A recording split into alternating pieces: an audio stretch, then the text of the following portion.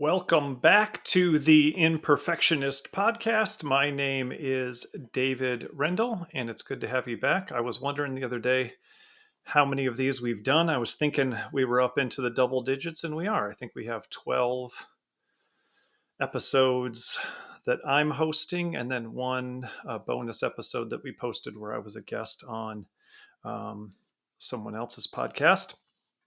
So it's good to be back.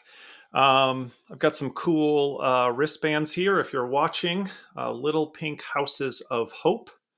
I was the MC and a keynote speaker at the ComTech Connect Summit in Greensboro last Friday.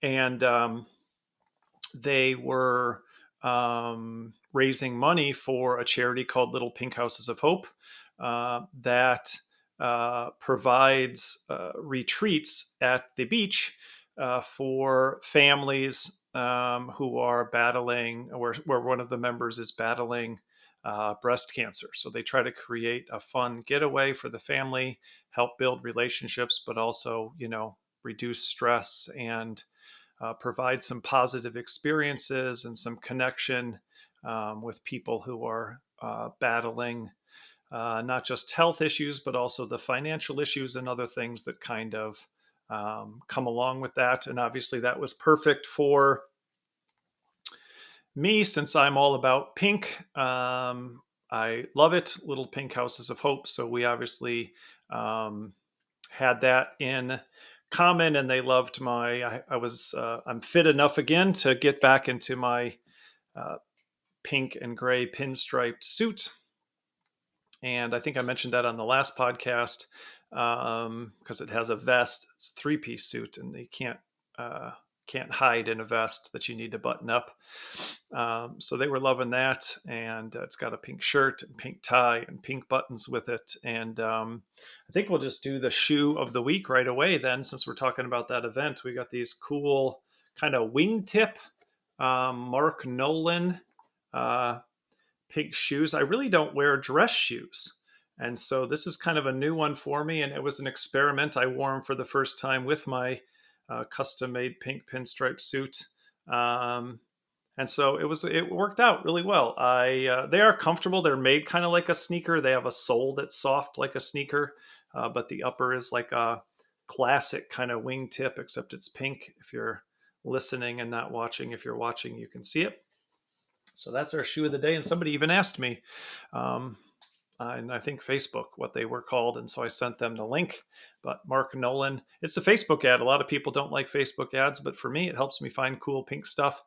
Also, if you're watching, I have some crazy kind of Patrick Mahomes looking pink sunglasses on today.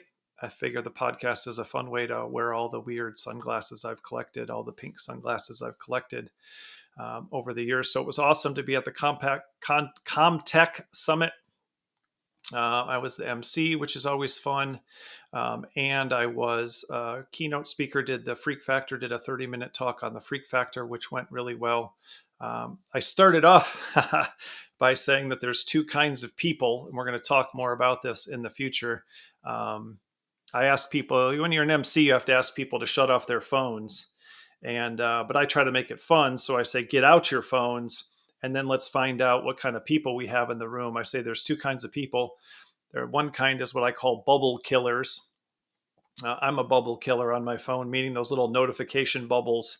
I always click on things like YouTube and Instagram and email and messages and whatever, and at least look at whatever the notification is, even if I don't respond right away. And so I rarely have any notifications on my phone, or have more than a few that would just take like a minute to get rid of. And then I said, there's other kinds of people like my wife who, sometimes has up to 25,000, 387 unread email notifications. And people laughed at that. And I thought, when I get back on stage, I'll ask to see who has the most.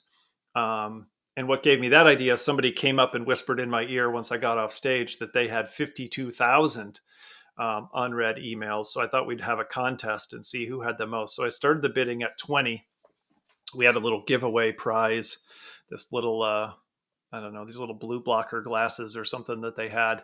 And so I told them there'd be a gift for the winner, and had people raise their hands at, 20,000 unread emails, 25,000 unread emails.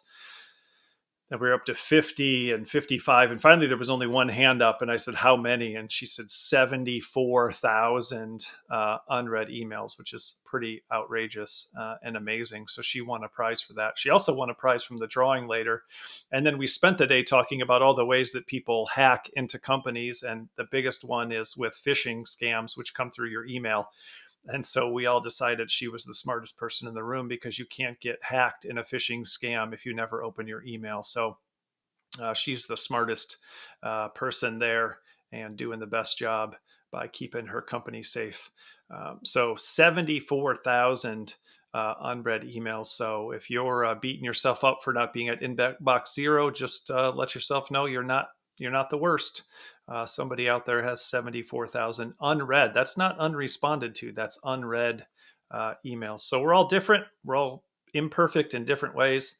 I'm imperfect in the sense that I need to kill those bubbles, even when it doesn't really matter if I have a Snapchat notification. In fact, if you're like me, it drives you crazy when you can't figure out why it's giving you, a little red one, and you've thought you've checked everything and you can't figure out how to get rid of it. That'll drive me crazy for 20 minutes. Meanwhile, other people don't know that they've got a message from their parents that someone's in the hospital, because they never look at their messages or check their emails or whatever it is. So we're all different in different ways, and we're all imperfect in different ways. And that's why we call this the Imperfectionist Podcast. So yeah, I was just at that event. In a couple weeks, I'll be in Las Vegas, emceeing the Technology Marketing Toolkit road show in Vegas. I'm going to go out to Death Valley and Great Basin National Park while I'm there. I'm trying to hit all the national parks. And that's how I met the people at Comtech: Mike Farlow, Ethan Farlow, Hunter Farlow. They run an IT company in the Greensboro area in North Carolina. So that was a nice little just drive over there. And they're awesome. I coached Hunter and Mike in the Better Your Best contest to be the spokesperson for Technology Marketing Toolkit. So they met me from that conference. And that's how I get a lot of my business is, I try to do a good job at the events that I'm asked to speak at, and then people see it and they say, hey, you're doing a good job there. Maybe you could do a good job for us. So it's fun when that happens. And I was their MC last year, their MC this year, and they've already asked me to be their MC next year. So if you're looking for an MC or you're looking for a keynote speaker, I'd love to work with you, and sort of the sooner the better, because I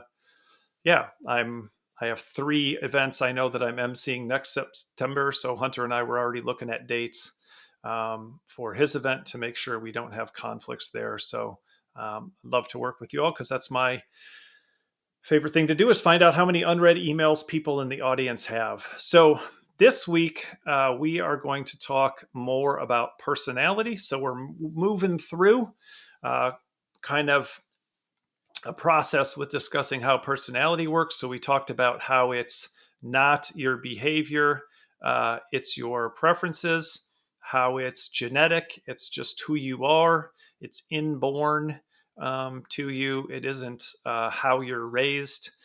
Certainly, your life is affected by how you're raised. Nobody's saying that the way you're raised doesn't matter, but it doesn't change your personality. Your personality is the way you respond to all the things that happen around you, and the way the things around you make you feel, and that's genetic. And then we talked about how energy and confidence come from doing things that fit and match your personality. So if you are an introvert, for example, you're energized by being alone and relaxing, or being with people that you're close friends with.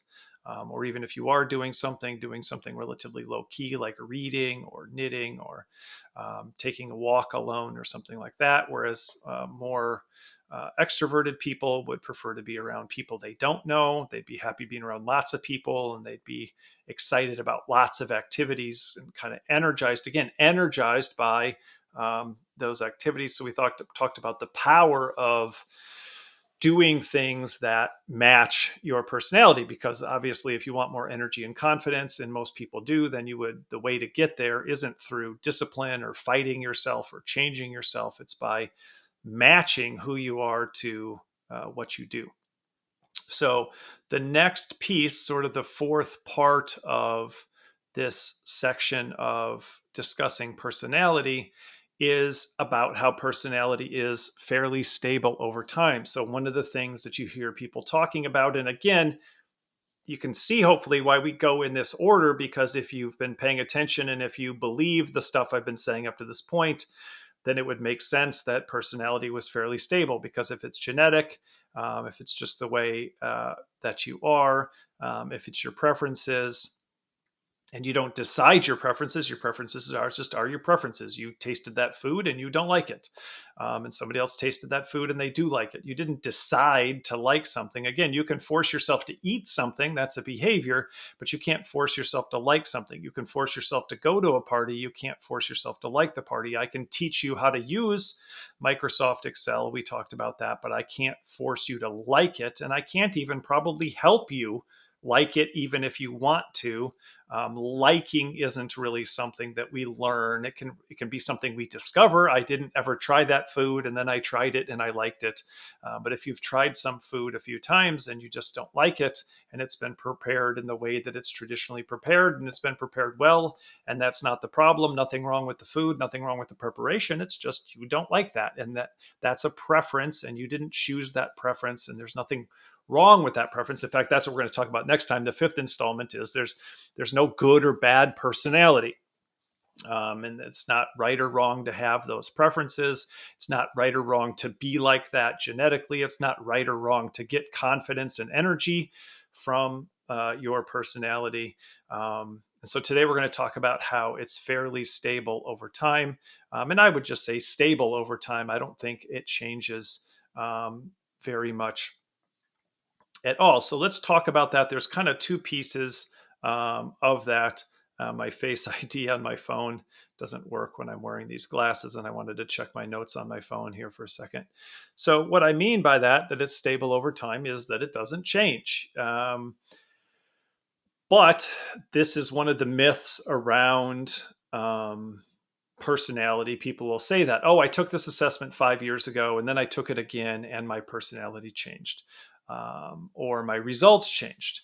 And so and we talked about that. And that's probably because a lot of people are answering assessments, filling out assessments based on their behaviors, not their preferences. That's why this is also important. Your results are only as accurate as your self awareness and the actual accuracy of your question. If you're answering a different question, can you go to a party? That's different than do you want to go to a party?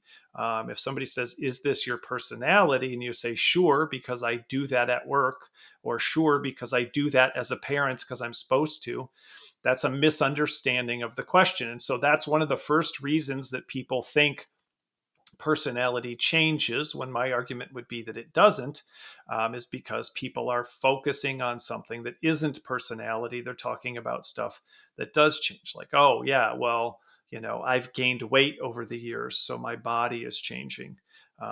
Okay, that's a different thing. That's not your personality changing. But even that, let's take that. Your height might decrease a tiny bit as you get a lot older.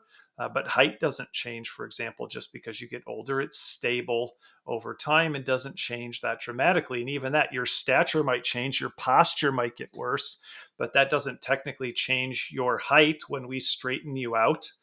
When we pull you to your full height, that's what your height is. It's not sitting down, leaning over, changing your behavior doesn't change your height.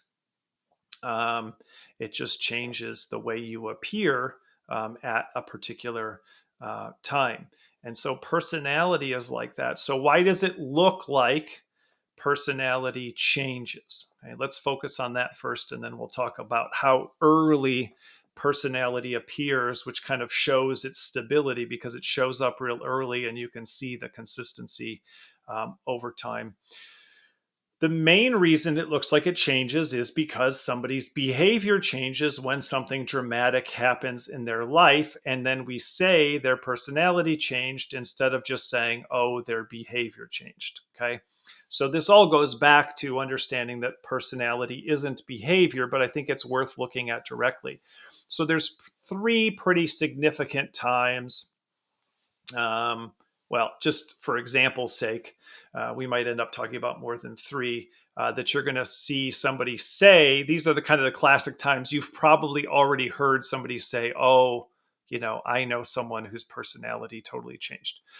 So let's start with the first one, which is divorce. So somebody will say, my mom or my dad, when they got divorced, their personality totally changed.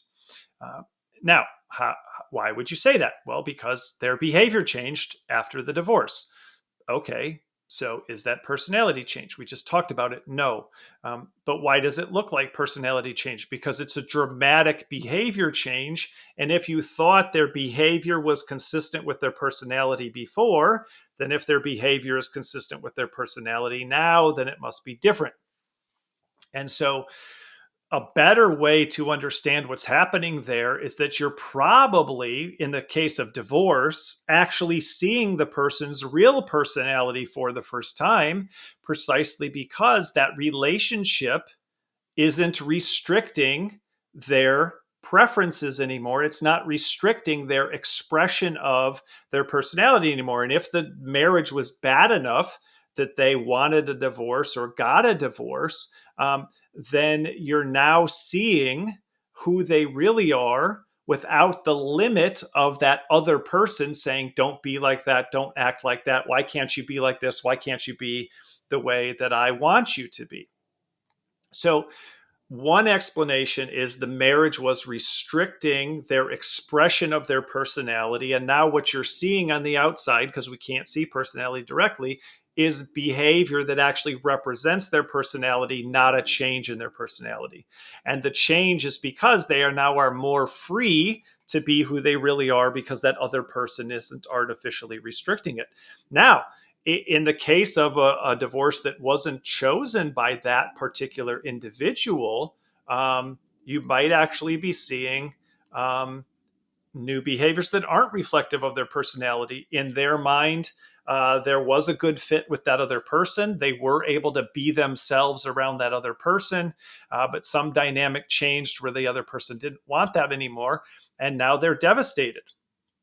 And they don't have that good relationship anymore. They don't have that security to be themselves anymore. They're starting to question who they really are or who they should be.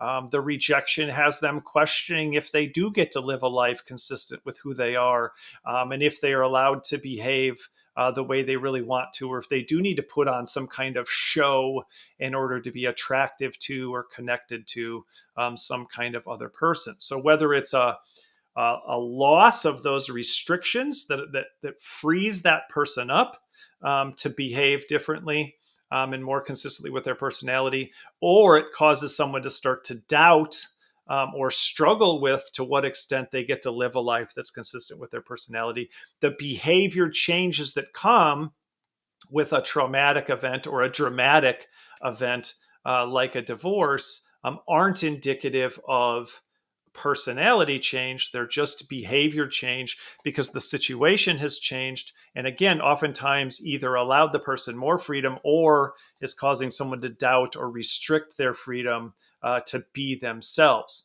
And you're going to see that same process, but I'll just give a couple of other examples. So another one might be when people become empty nesters. So two people are married, and their children grow up and are no longer around the house, and it's just the two of them. And then somebody says, my mom completely changed, for example, when they became empty nesters, her personality totally changed.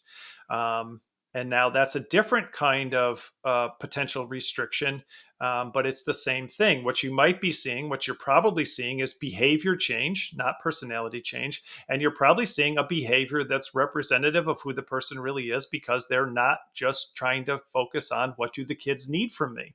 What do the kids want from me? How do I do what everyone else needs from me? And they might feel more freedom now that the kids are moving up or moving out to be themselves. They also might be trying to discover themselves more and increasing their self-awareness because they weren't asking, what do I want? When they were busy asking what their children want. And I'm certainly experiencing that right now. This isn't just a mom thing, this can be a dad thing as well.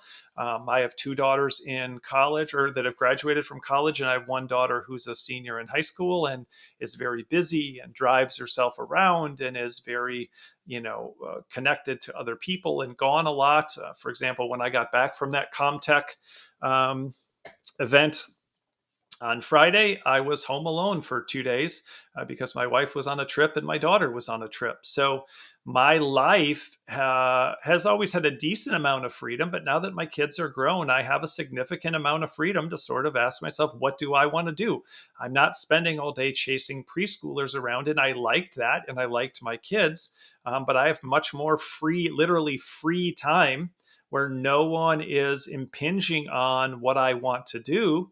And so I get to discover a little bit more about who I am and what I like to do. And some of it's weird. Like I like loading the dishwasher. We talked before about we used paper products when they were younger. If you don't like something, or you're too busy to do something, or something doesn't fit you, find a way to eliminate it. So we used a lot of paper products, and I would have been overwhelmed by the amount of that. But with just the three of us in the house, we decided to stop using paper products, and you can kind of load and unload the dishwasher once a day, and it's not completely full, and it's kind of a nice little task. And I love to achieve things. I'm an achiever. We talked about that before.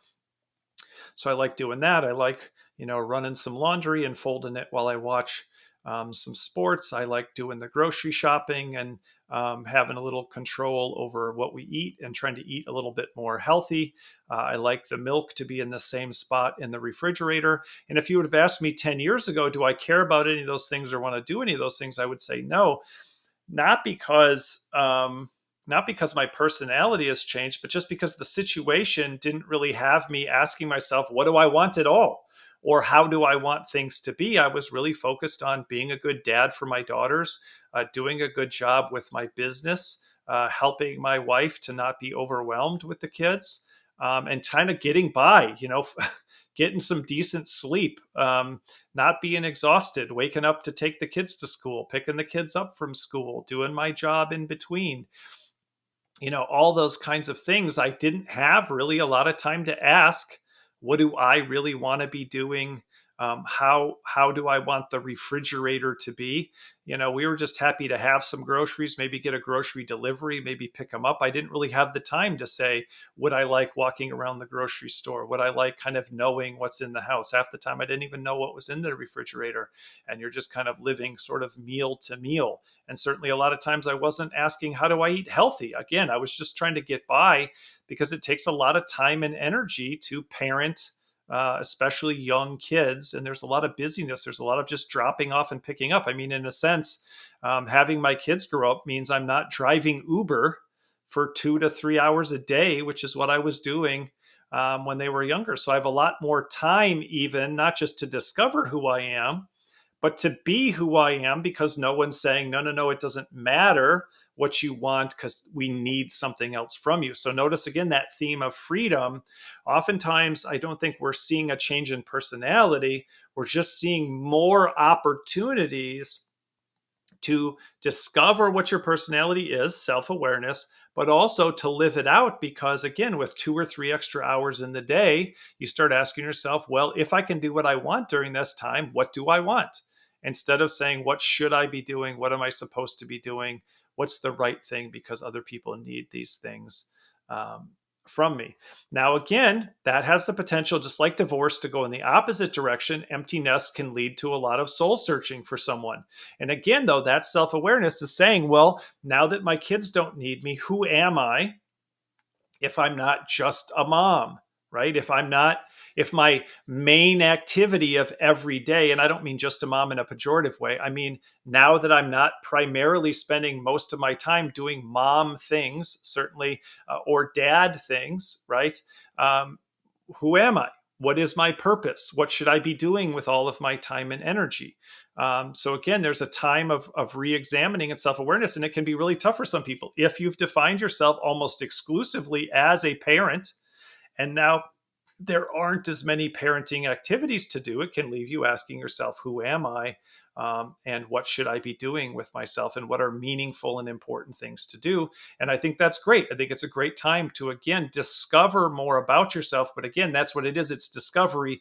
I don't think it's creation, right? It's not creating a new personality. It's asking yourself, well, given the fact that I have more choice and more time and energy now, what are good things that are going to fit me? And all those same questions we asked last time are good to ask. Well, what energizes me? Was it the meaning and purpose of helping my kids? Should I get involved in a nonprofit? Should I start working for a nonprofit? Should I volunteer somewhere? What are activities, if parenting was really fulfilling for me, if it was very energizing to me, if it did give me a lot of confidence, then what are the elements of parenting that I can recreate in some other way, so that I can continue to have that positive? But if parenting was very draining and difficult, and you did it well, and you love your kids, but that those things were difficult or not as energizing, how do you make the most of having more time alone? How do you make the most of having that more freedom and flexibility to do solitary activities? Do you want to take up a hobby? Do you want to do things on your own? What is it that you want to do? And that can be tough to ask that question after 18, 20, 25 years of not really asking maybe that much, or being able to have very much time to do. You might have known what you wanted to do, but you didn't have very much time to do it. So that's, divorce, empty nest. Another one is retirement. So people might say, oh, my dad or my mom, their personality totally changed when they retired. So again, remember, the context is preferences, not behaviors. And one of the reasons we don't always see people's preferences, we don't really see their personalities, because there are restrictions to that. What's one of the biggest restrictions to you doing whatever you want to do whenever you want to do it? For a lot of people, it's the fact that you're going to spend most of your waking hours for most of your adult life at work. And so for a significant number of people, especially when the job isn't a good fit, so let's start with those people, what you're probably seeing once that person retires is that person's real personality, maybe for the first time, because that restriction, that external pressure to not be themselves and to do what they had to do what they needed to do to provide for their family, to feed themselves, to pay the bills, isn't there anymore. And now they have the freedom, they have the flexibility to say, maybe for the first time in 30, 40 years, what do I really like? What do I really want to do? What really fuels my soul? What makes me happy? And they have a lot of time to do it, 40, 50, 60, depending on what their job was, extra hours a week for them to really be who they are. And so the reason it looks like someone's personality changed when they retired is because there's so much more freedom, potentially, for most people, if they saved for retirement or have good social security or whatever it happens to be, if they don't have to go be a Walmart greeter or something. But even that, so let's talk about that. Somebody goes to be a Walmart greeter. Why? So that's the reverse of what we just talked about. Someone might become a Walmart greeter in retirement because they realize retirement isn't for them. Their job was a good fit. They do like to go to work. They are an active person. They like to, in the Walmart greeter thing, see people, meet strangers, be out in public, not be around the house all the time, all those kinds of things. And when they achieved that goal of retirement, they realized it wasn't a good fit for them. Right? So again, fit is so important. So that person discovered that their personality was a good fit for work, even almost regardless of the kind of work, that they like to be out, they like to be working, they like to be doing things. And so they decided to go work at Walmart, or again, they decided to go volunteer at the library or whatever it happens to be. So again, you can get both directions with divorce, both directions with empty nest. You can either get, oh, good, now I have freedom to be myself, or you can get, ugh, that marriage was really a good fit for me. It turned out not to be for the other person, or parenting really was a good fit for me, and now I don't have as much parenting to do, or that job was a really good fit for me, and now I'm having a little bit of a crisis of how do I find a new outlet for my personality? But again, it's not a new personality. It's just needing to find an outlet for that personality that's different. And that same thing could happen, forget retirement, with job loss. Right? oh, somebody's totally different since they lost their job. Well, again, it could be because it was a good fit and now they're feeling a crisis of how do I find something that's a good fit again? Or it could be a freedom of, well, that job was a terrible fit. And now I want to reinvent myself by finding something that is a good fit for me. So you see this pattern over and over. But what's clear or important in what I'm saying today is this isn't personality change when somebody makes a dramatic career change, or when you see a dramatic change in somebody's behavior at retirement, or you see a dramatic change in somebody's behavior in the empty nest period, or you see a dramatic change in somebody's behavior after a divorce. It isn't personality change that you're seeing. In fact, it's oftentimes revealing more to others and to themselves the personality of the person experiencing those things. And that's because personality isn't behavior, it's preferences. So anything that influences our ability to express our preferences is going to look like personality change to a lot of people, because again, the only thing we really see from people is their behaviors. We don't see their preferences, and we oftentimes assume that whatever we're seeing is somebody's preference, but you can all realize that. So that's the other thing that's important, is the other way to understand why you would see something that looks like personality change is to ask yourself, what are all of the factors in my life that restrict my ability to express my preferences? In other words, what keeps me from doing whatever I want, whenever I want? So financial realities, and that oftentimes comes with work, right? Legal realities, there's certain things we just can't do without ending up with the ultimate or almost ultimate restriction of prison or jail. Societal things like the behavior that we expect from people, relationship restrictions and requirements where, hey, if I want to be in a relationship with this person, I know that they don't want me to act that way, or they don't like it when I act that way. So one of the ways to understand why people don't express their personalities perfectly in their life is to ask, well, what are the restrictions that all of us experience on our preferences? So, for example, some of us certainly prefer to go faster than others with everything. It drives me crazy when people walk slow in at stores and in airports and at hotels. And my preference is to walk quickly and walk purposefully and all those kinds of things. And when people don't, it bothers me. And the same thing happens when I'm on the road. And I don't like to sit for too long at lights, and I don't like to sit at unnecessary lights. It's 5 o'clock in the morning and I'm in some city and there's a red light, and I can see in every direction that there's no reason for that red light, but I'm not supposed to go. And maybe now they have cameras. So even if I think no one's around and it doesn't matter, I know I'll get a ticket and have to pay $80. Or if I speed, I'm going to get pulled over, and then it's going to take me even longer to get to where I want to go. So there's restrictions on my ability to go as fast as I want to do and to do whatever I want to do. And also societal, like I said, restrictions, right? I'm not a jerk. I'm not going to knock people down in the store. I'm not going to knock people down at the hotel. I'm not going to curse at people who go slow. I'm going to feel frustrated, but I don't behave in ways that are rude or mean or offensive, because I don't want to be a lousy person. And I'm also frustrated that they're in my way, but I know, based on what I teach here on the Imperfectionist podcast, there's nothing wrong with that person. They just have a different set of preferences than me, and they're not in a hurry, and they don't care about moving quickly, and whatever it happens to be. And there's nothing wrong with that. It's just not my way. And that's a great phrase to get used to. And I don't know that we've talked about this a lot, but I think I have said it before. We need to get better at saying, I don't like it, but it's not bad.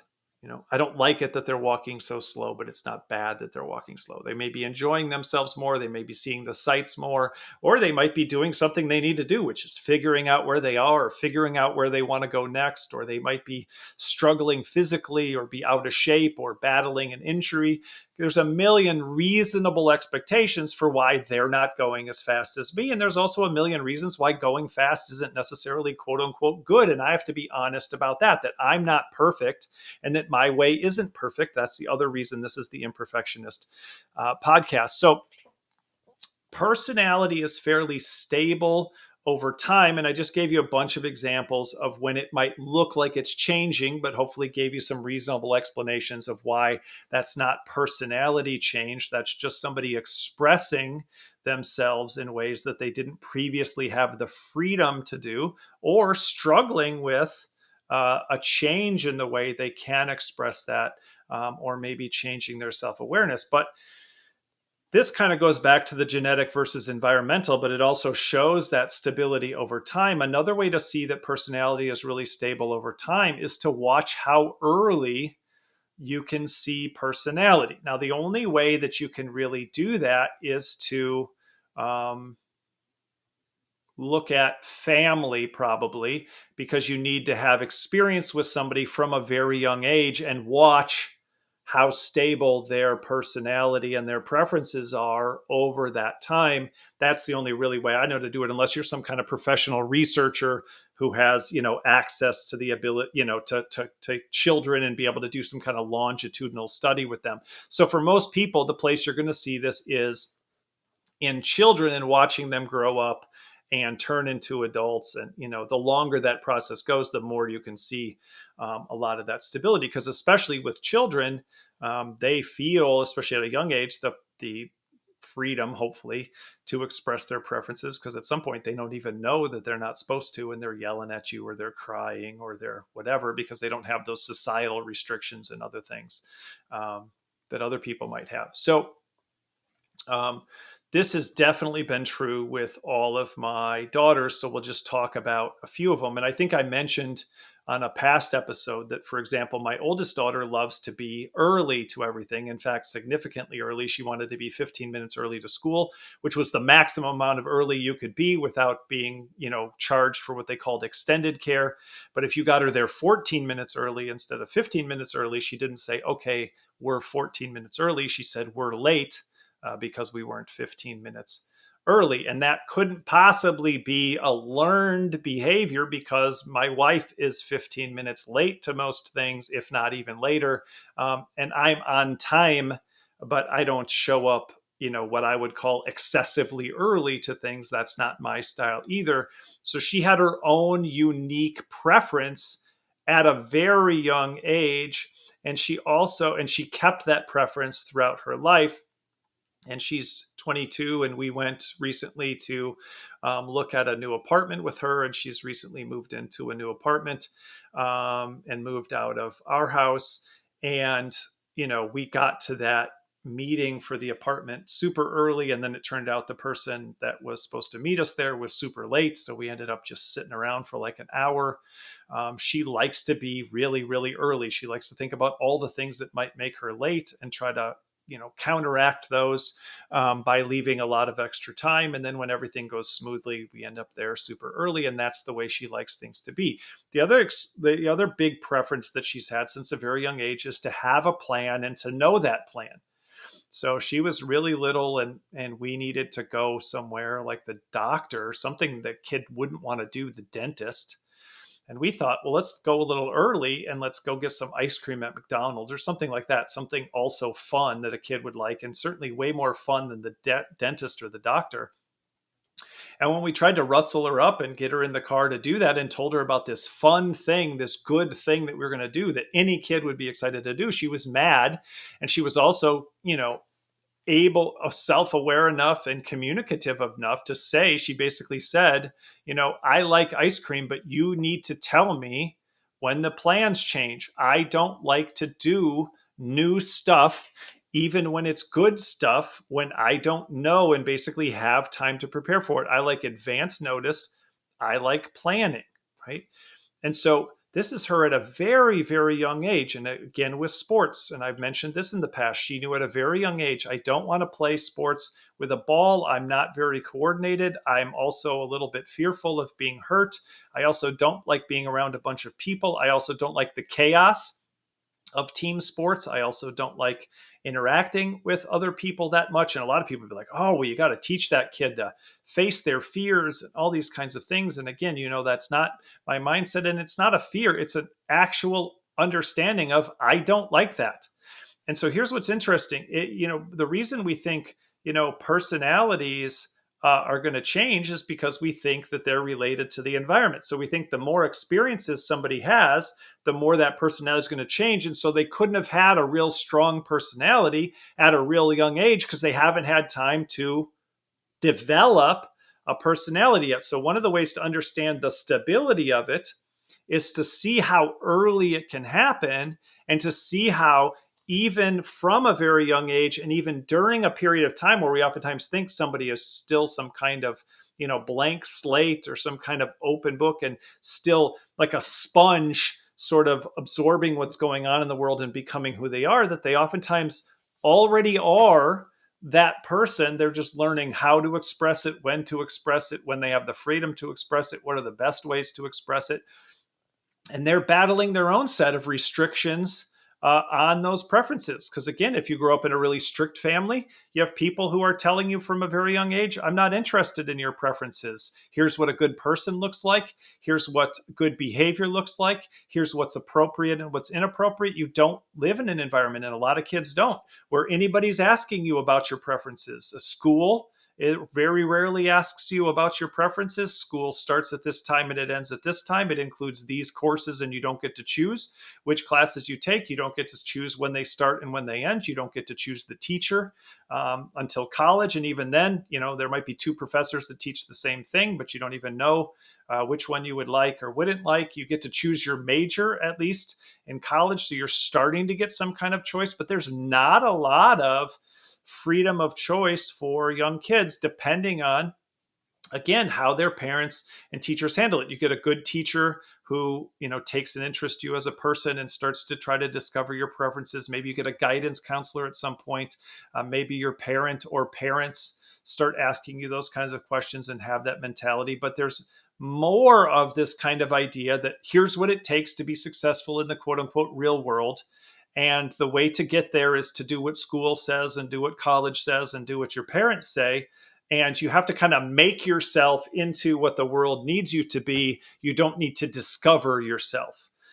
You need to push yourself and force yourself to get out of your comfort zone, people will tell you. And again, no pain, no gain, which we've discussed before. And you have to have discipline, and you have to buckle down, and all these kinds of things. And so kids experience a significant amount of pressure, just like adults do, to not express their preferences if those preferences don't fit their environment, and they don't get a lot of choices over their environment. And so sports was one of those environments for my daughter. And in group sports, she was very clear from a very young age she did not want to do those, and we didn't force her to do those, and she never did those. And every year we'd ask her just to check, because we're okay with the kids experimenting with things.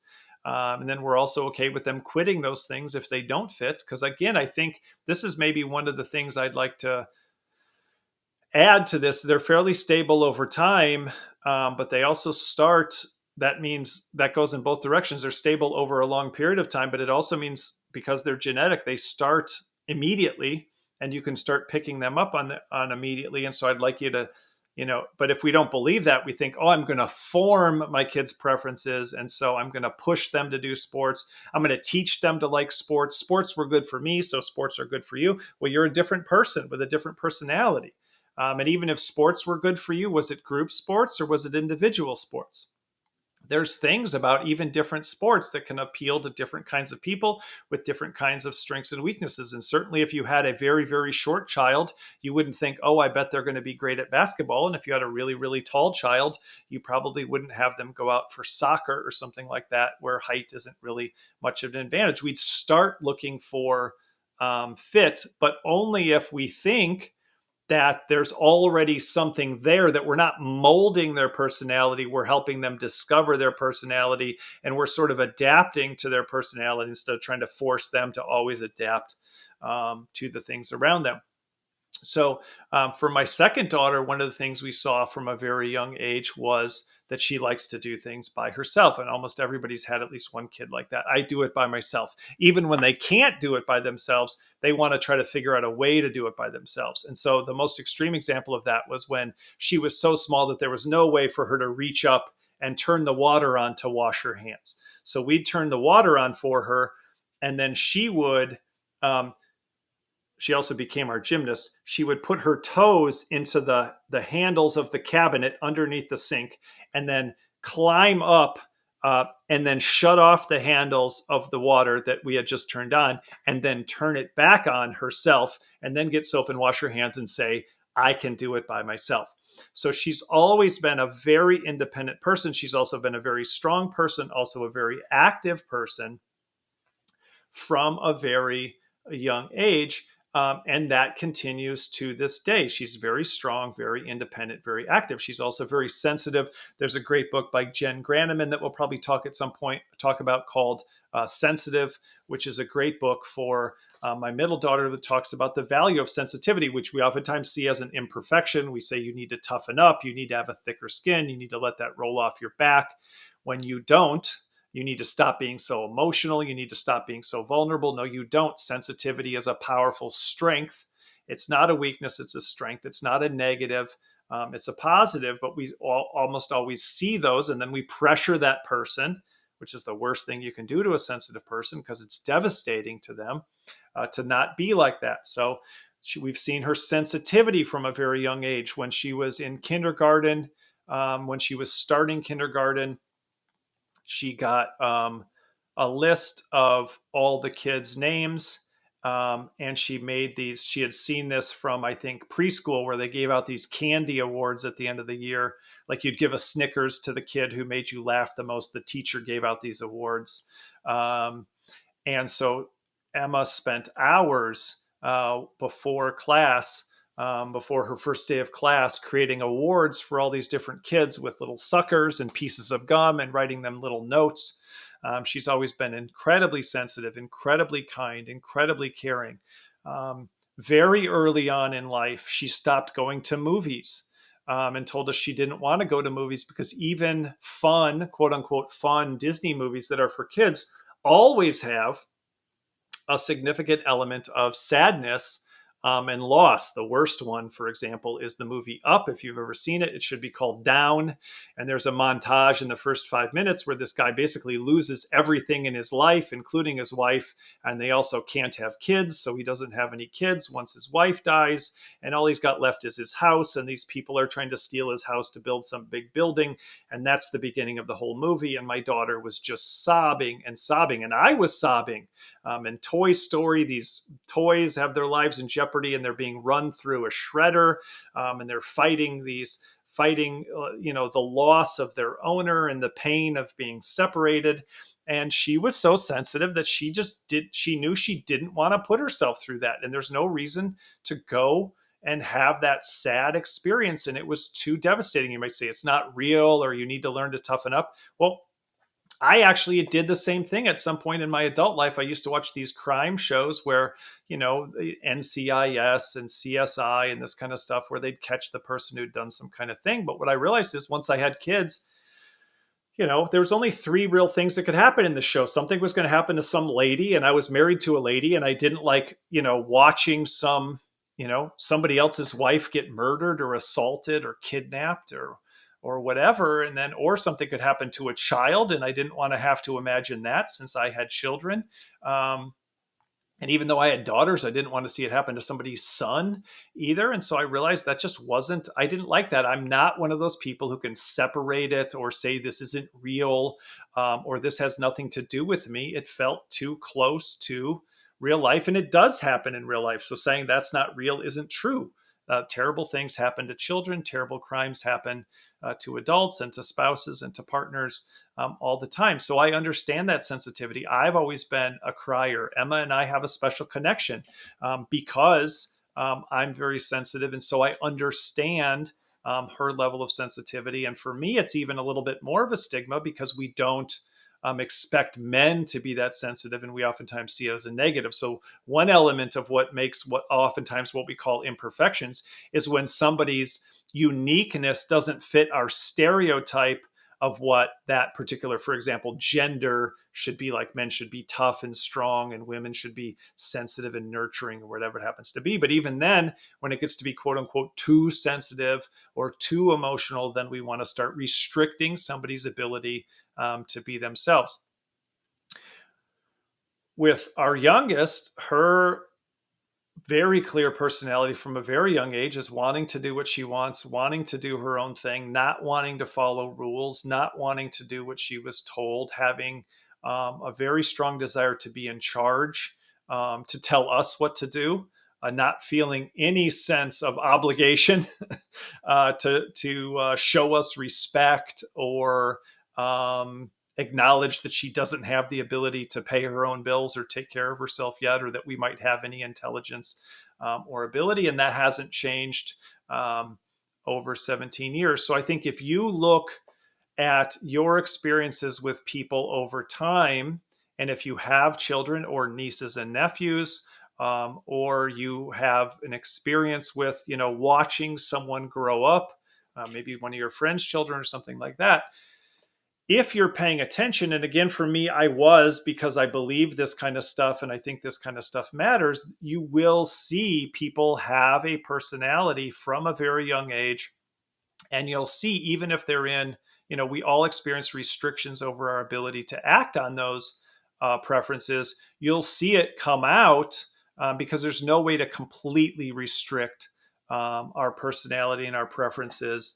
Like I said, situations tend to reveal personality and preferences. They don't create that personality and preferences. So even the way somebody responds to those restrictions, like for our youngest, part of what she does with restrictions is fight back against them. And that is part of the personality.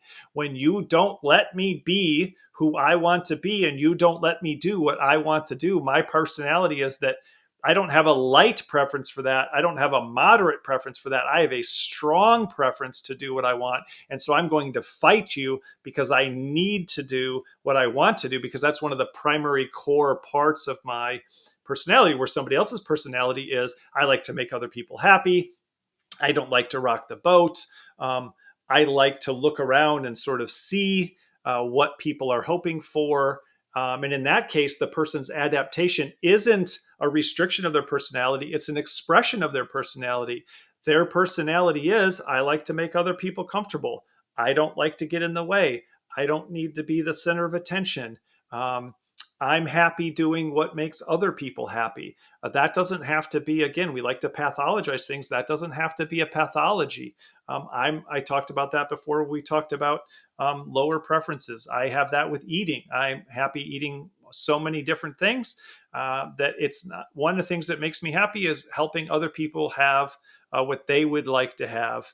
And I'm fine with whatever that is, because I don't find most things disgusting or gross or awful. I mean, I don't have a super narrow range of what I can or can't eat in any particular kind of situation. So the main lesson for today is that personality is fairly stable over time. I think very stable. I think basically stable. I think the reason we think we see changes in it is because the situation changes and either gives someone more freedom to express their preferences, which is their personality, or it changes to restrict that even more, or cause them to sort of question it because they're losing that perfect job. Now, how do I express my personality? They're losing that, oh, I feel like I was born to be a parent, was maybe some people's experience. And now I don't have a lot of parenting to do. So how do I find a new outlet for that? How do I express my personality through behaviors that are going to give me energy and confidence and give me meaning and fulfillment? And so those changes do matter, but they can help us find more self-awareness and also new creative outlets for our personality, understand ourselves in better ways, but also give us the opportunity to express ourselves in greater ways as well. So I'm going to end with a comment from a listener from 2 episodes ago, Kim Leiby. I'm sure I'm saying that name wrong, and I should probably ask her about that. Leiby. She's the vice president of sales and marketing at an IT company. She says, I 100% agree with your message. It took a while to realize this for me. Now I'm on a self-awareness journey, so I really don't take on projects like I used to.